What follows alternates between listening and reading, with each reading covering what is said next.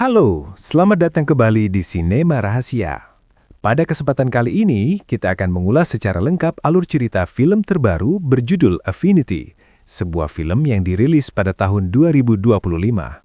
Film ini berfokus pada perjalanan hidup seorang mantan tentara yang telah pensiun dari dinas militer, namun hidupnya justru hancur setelah sang saudara tewas dalam sebuah misi pertempuran.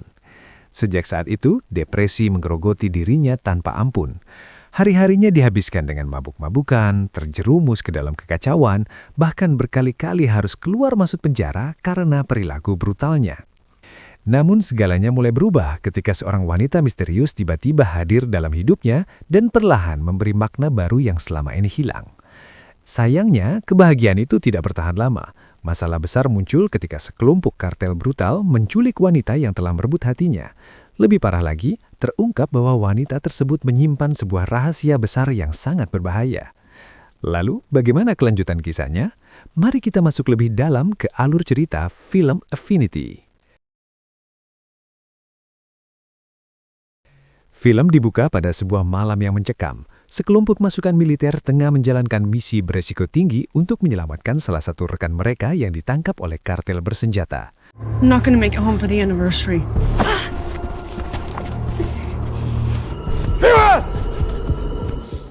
Waktu menjadi musuh terbesar karena sandera tersebut akan segera dieksekusi. Salah satu tentara maju ke garis depan, sementara yang lain memberikan perlindungan dari belakang. Berkat koordinasi yang matang, mereka berhasil tiba tepat waktu dan menyelamatkan sandera tersebut.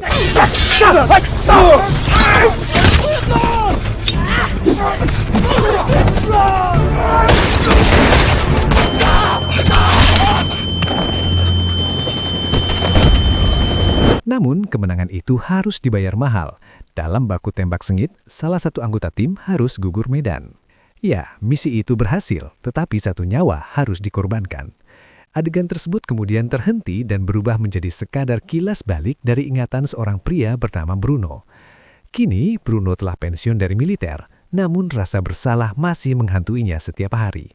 Fakta pahitnya, tentara yang tewas dalam misi tersebut adalah saudara kandungnya sendiri, dan Bruno adalah orang yang bertugas membackup posisi saudaranya saat itu.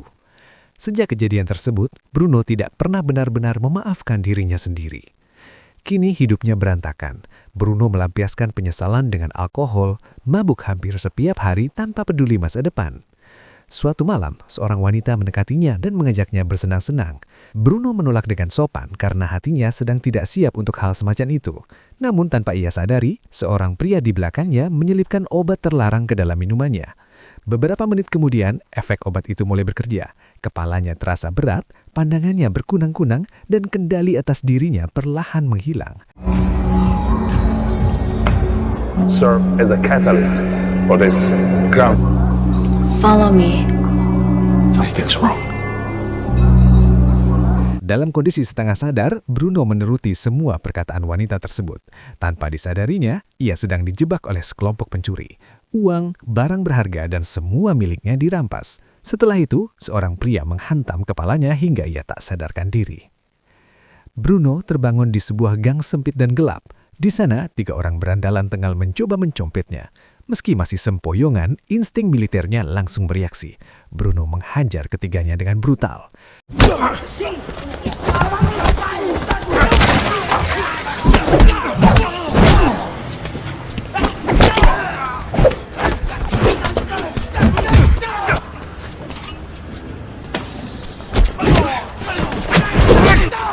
Melawan 3 orang sekaligus bukan perkara mudah, bahkan bagi mantan pasukan elit. Setelah berhasil melumpuhkan mereka, Bruno sendiri ikut terjatuh karena efek obat yang masih kuat. Melihat kesempatan itu, para berandalan yang tadi dihajarnya kembali bangkit dan mengkerayak Bruno dengan sangat kejam. Namun serangan brutal itu justru membangkitkan amarah Bruno. Ia kembali sadar dan menghajar mereka tanpa ampun hingga tak sadarkan diri.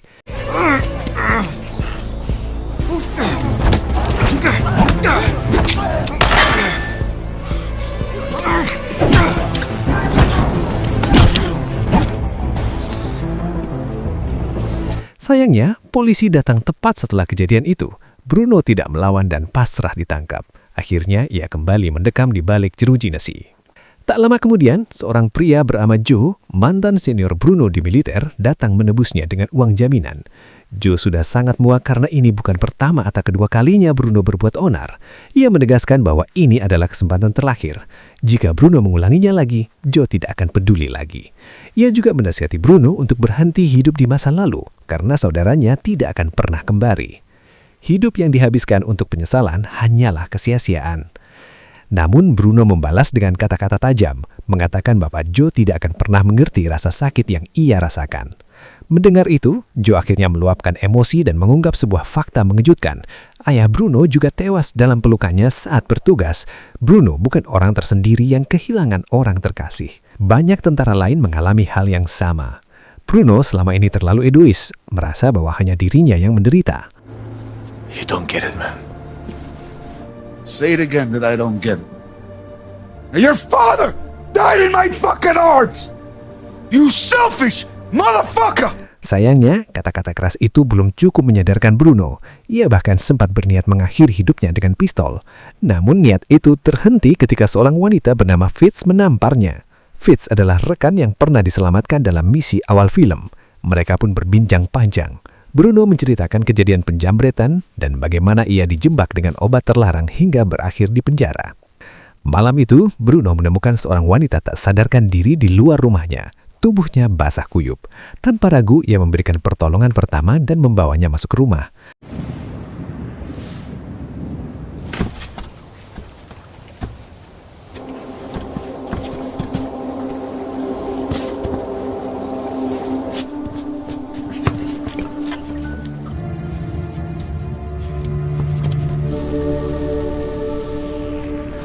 Bruno memasakkan sup ayam untuk menghangatkan tubuh wanita tersebut. Beruntung, nyawanya berhasil diselamatkan.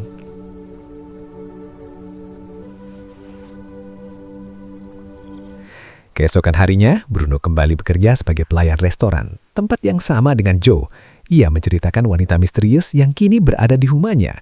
Joe merasa senang sekaligus was-was. Ia berharap wanita itu bisa menjadi titik balik bagi Bruno, tetapi juga takut akan masalah yang mungkin menyertainya. Saat pulang kerja, Bruno melihat wanita itu masih tertidur. Ia beristirahat, namun kembali dihantui kenangan gelam kematian saudaranya.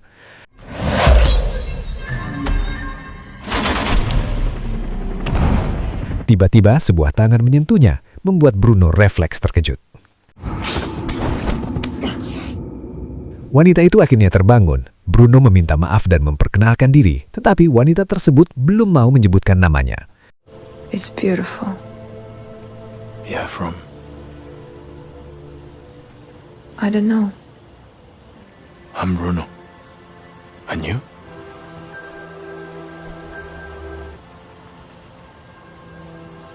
Don't worry about it. I'm gonna make some food before I go, okay? Keesokan harinya, wanita tersebut mulai terbuka. Ia mengaku kabur dari sebuah tempat yang penuh bunga, tempat yang sangat tidak ingin ia ingat kembali. Remember something?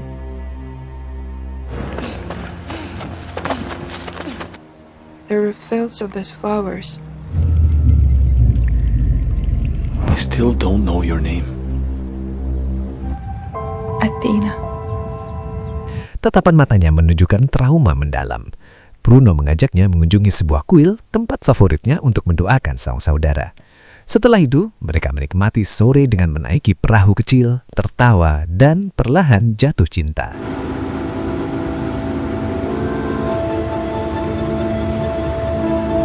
Hubungan mereka semakin erat.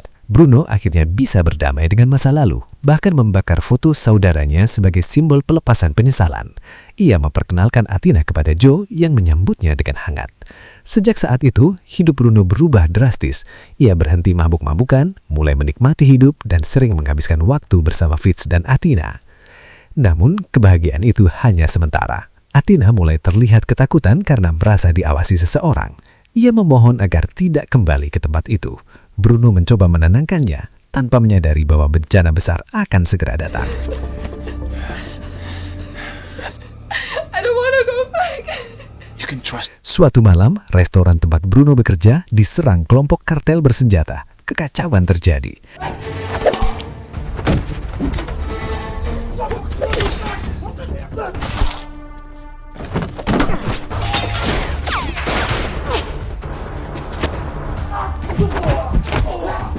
Bruno memanfaatkan pengalamannya sebagai tentara untuk melawan balik. Ia melumpuhkan satu persatu anggota kartel hingga akhirnya berhadapan dengan pentolan berbaju merah bernama Krieger.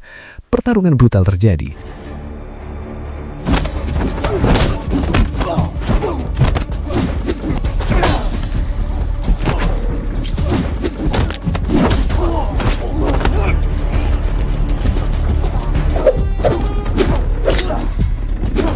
Bruno terluka parah dan diperingatkan untuk menjauhi Athena. Ternyata Athena telah diculik oleh anak buah kartel bernama Lopez. Stay away from her. Setelah sadar, Bruno meminta bantuan Fitz. Mereka menyelidiki kartel tersebut dan menemukan bahwa mereka memproduksi narkoba dari bunga tertentu. Bruno teringat ucapan Athena tentang tempat penuh bunga. Satu-satunya cara adalah menelusuri jaringan pengedar. Mereka menyusup ke klub night malam, menginterogasi pengedar hingga akhirnya menemukan petunjuk menuju markas kartel. Go fuck yourself. I'll tell you anything. You're not gonna tell me anything. I'm not gonna tell you anything. Okay. There's a body. Pertarungan demi pertarungan tak terhindarkan.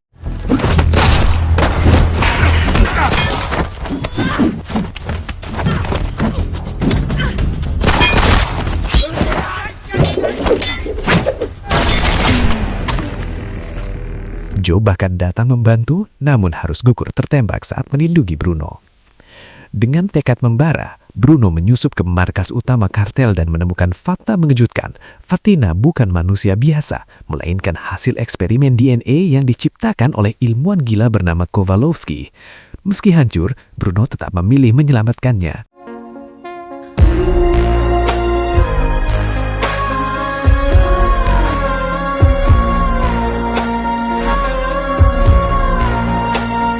Pertarungan terakhir melawan Krieger pun terjadi tanpa senjata. Dengan sisa tenaga, Bruno berhasil mengalahkannya.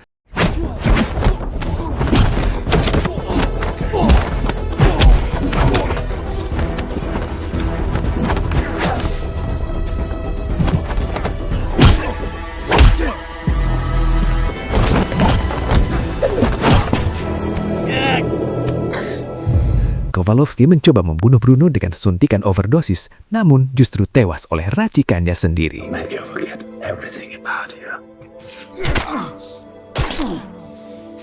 Akhirnya, Bruno berhasil menyelamatkan Athena.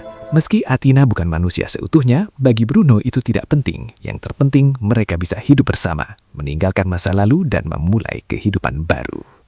Cerita pun selesai. Ya, masa lalu memang tak bisa diubah. Tapi masa depan selalu menunggu untuk diperjuangkan. Jangan biarkan penyesalan mengubur hidupmu, karena selama kamu masih bernafas, selalu ada alasan untuk bangkit dan melanjutkan.